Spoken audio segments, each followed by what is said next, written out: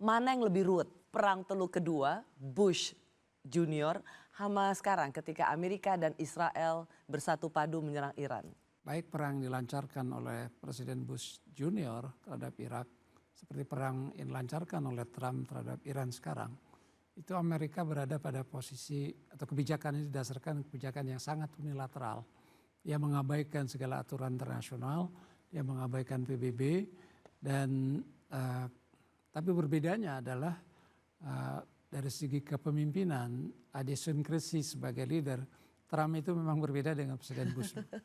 Jadi walaupun dalam kita menanggapi peristiwa itu, kita cerminkan posisi kita yang sangat prinsipil, yang sangat tegas kalau dibilang, karena misalnya terhadap perang yang dilancarkan Amerika terhadap Irak, statement kita itu mungkin tidak banyak negara, boleh dikatakan mungkin satu-satunya. Apa yang waktu itu Pak sebagai perwakilan pemerintah Indonesia, Menteri Luar Negeri Hasan Wirayuda mengeluarkan statement? We strongly condemn, kita mengutuk dengan keras tindakan agresi militer yang dilancarkan oleh Amerika terhadap Irak. Dan yang kedua itu merupakan pelanggaran terhadap piagam PBB dan hukum internasional. Karena itu kita meminta, saya katakan bahwa yang ketiga adalah bahwa itu merupakan ancaman terhadap perdamaian dan keamanan dunia. Karena itu kita meminta kepada Dewan Keamanan untuk sesuai dengan mandatnya memulihkan perdamaian dan keamanan di kawasan itu. Itu pertanyaan yang sangat keras loh Pak. Sangat keras. Karena itu tidak heran kalau 4 hari kemudian Menteri Luar Negeri Colin Powell menelpon saya melobi agar Indonesia bisa mendukung agresi militer Amerika terhadap Irak. Saya katakan Anda mesti sudah baca statement yang kita keluarkan di Jakarta, yang saya katakan tadi elemennya. Dan itu suatu proses yang sangat demokratis. Sebelum perang Irak dilancarkan pada tanggal 20 Maret 2003, kita melakukan konsultasi yang erat dengan berbagai pihak, tokoh masyarakat, tokoh lintas agama bahkan. Kita mendiskusikan apakah kita harus mencegah perang, yang kita tahu akan gagal. Tapi semua perlu kita lakukan upaya mencegah perang. Sebab kita khawatir perang itu akan ditafsirkan di dunia barat dan juga oleh kita sebagai perang bukan hanya Amerika, tapi barat terhadap Islam. Lebih parah lagi kalau itu Kristen terhadap Islam. Jadi kita melakukan upaya-upaya yang sangat intensif. Dan sampai pada kesimpulan ya kita upayakan bersama untuk mencegah perang yang tidak tahu akan gagal. Tetapi juga yang kedua kita sepakati statement yang akan kita keluarkan. Jadi karena itu kepada Colin Powell saya katakan itu statement pernyataan yang tidak hanya mewakili pernyataan pemerintah tapi juga rakyat Indonesia. Yeah. Dan itu suatu proses yang sangat demokratis sehingga beliau bereaksi dengan sangat gentle ya. I understand. We agree to disagree. Menurut saya luar biasa kita. Luar biasa. Jadi karena selama kita bisa menjalankan political standpoint kita, saya rasa tidak ada satupun negara lain yang bisa memaksa apa yang menjadi pilihan pandangan politik kita. Apalagi kita adalah sejak dulu adalah bebas dan aktif. Seberapapun otoriter atau dianggap seorang tiran Saddam Hussein, tetapi ketika dia dijatuhkan dengan agresi militer, kita sebagai bangsa Indonesia yang memiliki pandangan politik bebas mereka, kita tetap bisa mengutuk apa yang dilakukan bahwa itu sangat melanggar hukum internasional dan di luar moral peradaban.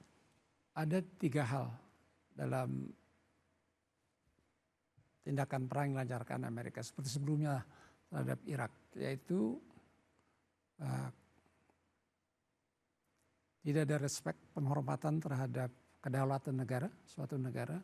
Yang kedua, tidak ada penghormatan terhadap prinsip keutuhan wilayah negara, dan tidak ada penghormatan terhadap prinsip atau violation terhadap prinsip non-interference. Itu 3 prinsip yang sudah ada sejak 350 tahun lalu. Dan juga kemudian dikemas dalam piagam PBB. Jadi dalam artian itu luar biasa pelanggaran itu. Kementerian Luar Negeri seharusnya juga bisa melakukan hal yang sama dilakukan oleh Kementerian Luar Negeri di eranya Pak Hasan Wirayuda. Situasi apa yang menurut Bapak membedakan ketika ini juga menjadi banyak pertanyaan ketika political statement pemerintahan Indonesia itu satu tidak mengecam apa yang terjadi agresi Israel dan Amerika ke Iran dan juga tidak mengucapkan duka cita atas gugurnya pemimpin tertinggi Khamenei. Kira-kira situasi apa yang menjadi pertimbangan sehingga kita tidak memilih political statement seperti itu and condolences? Ada 3 hal yang tidak perlu saling berkaitan tapi juga menjadi faktor pertimbangan menurut saya. Pertama, kita tengah dalam proses negosiasi tentang tarif. Yang kedua, pembentukan Board of Peace, yaitu upaya memulihkan Gaza dari malapetaka perang yang dilancarkan Israel selama 2 tahun. Yang ketiga, tentunya perang Irannya itu sendiri. 3 hal ini saling terkait yang mungkin menjadi pertimbangan kenapa kita tidak terlalu vokal dalam menyuarakan posisi kita gitu. Menyuarakan itu kan tidak perlu kita bilang strongly condemn. Ada 1001 kata dalam bahasa diplomatik yang bisa digunakan. Misalnya seperti dikatakan oleh Macron terhadap perang ini, bahwa apa yang dilancarkan oleh Amerika itu tidak sejalan dengan hukum internasional. Ya. Agak cukup orang sudah paham makna itu. Jadi itu atau terlambat dilakukan.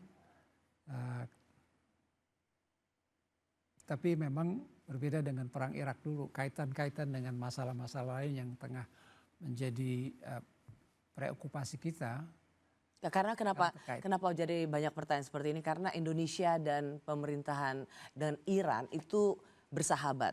Semua presiden dari Bung Karno sampai Presiden Joko Widodo pernah ke Teheran dan Presiden Ahmadinejad juga mengunjungi Indonesia. Pak Hasan Wirayuda yang waktu itu menyambut sebagai Menteri Luar Negeri.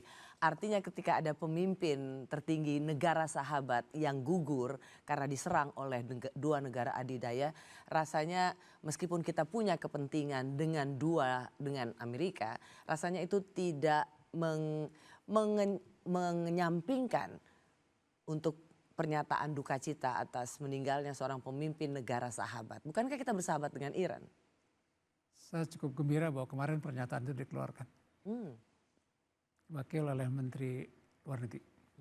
Apakah itu juga masukan dari para tokoh dalam pertemuan dengan presiden yang kedua kemarin? Sejujurnya ya.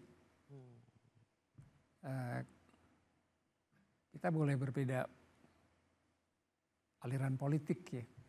Tapi tidak menghormati tokoh yang meninggal atau siapapun sebetulnya juga satu kewajiban. Kewajiban bahkan dari perspektif agama. Gitu. Terlepas dari pandangan kita tentang perangnya itu sendiri. Tapi gugurnya seorang tokoh pemimpin negara ya wajar untuk kita sampaikan duka cita kita yang mendalam. Dan itu sudah dinyatakan.